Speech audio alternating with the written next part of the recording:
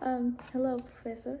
My name is Adriana Logreda, and today I'll be talking about the bilingualism, a gateway to equity and inclusion.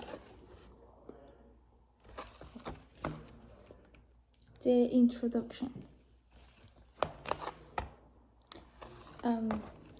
What is a emergent bilingual? The term of emergent bilingual refers to schooling children who will at some time in their life be bilingual or multilingual, just like in Miami. Most of us are from Hispanic or Latin family, and we at home speak Spanish, but at school we speak English, so we're bilingual. Also, people like from France or Portuguese, people that speak Portuguese or Italian or Creole that are the most common here in Miami. Instead of building on a traditional view focusing on the learning of English only, it builds upon their strength, their home language and culture, offering an inclusive, flexible norm in education. So, like in speaking Spanish, we have like a bigger culture of our past and our native from where we're from, mostly. The benefits of being bilingual. Bilingual it's a cognitive, social, economic, and educational asset, enhancing problem solving, fostering cultural understanding, and open wider career opportunity. One of the biggest benefits for me as a being an Hispanic is the easy way to get a job that mostly here in Miami. English is a requirement, of course, like all the paperwork, but Hispanic is also welcome because most of the customers or everything is in Spanish, or nowadays the kids they speak Spanish as their home language.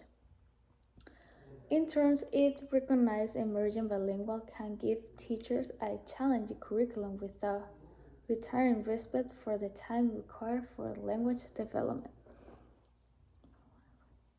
So, as a teacher, being bilingual, it's an awesome thing, because even for me as a teacher, I can understand Portuguese, which is so benefit since I speak pretty well Spanish and Italian.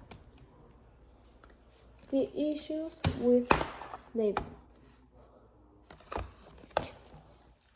Terms used to refer to children who are learning English as an additional language, such as ELO or ELEP, have been deficit oriented. Labels such as language minority and English as a second language are obviously blind to the distribution of language and resuscitate inferiority through the dominance of English. Label avoidance serves to advance equity by framing multilingual abilities as assets, not barriers. As speaking like English that I learned English since I was 14. Now I'm 21. It was like difficult that the barriers, like the issues with the language, and there's always bullying in our school that I don't speak English pretty well, or that I didn't pronounce certain words, the same way that like they're used properly.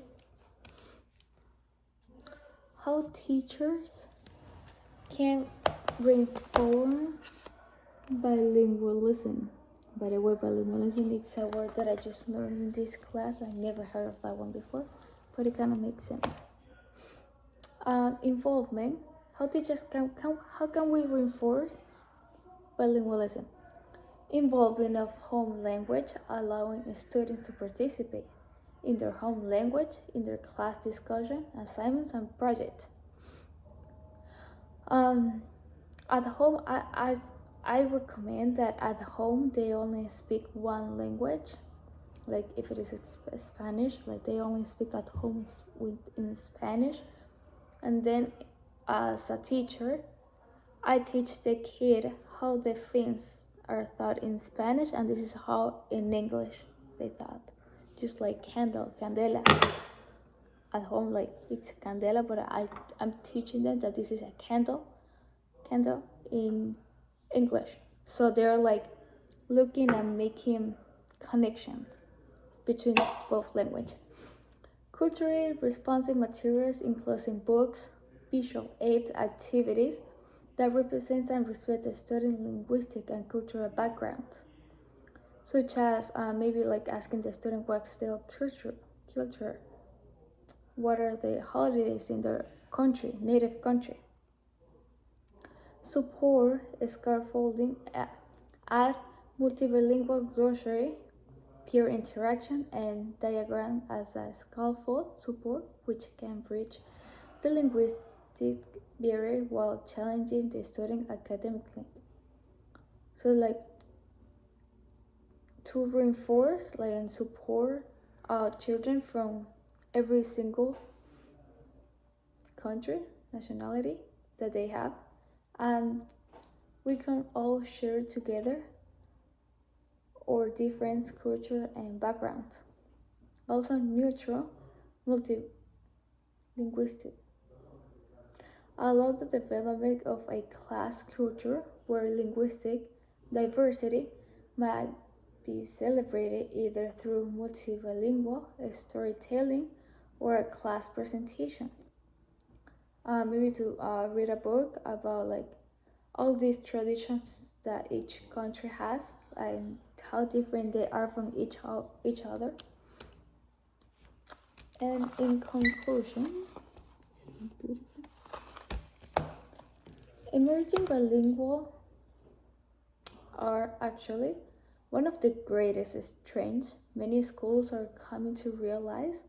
Only by moving beyond labels and embracing inclusive practices can educators and policymakers ensure these students feel included and celebrate for their rich linguistics and culture. As a teacher, we all need to embrace these students and to make them feel comfortable about speaking their own language and to understand them and be a well supportive teacher with them. Thank you.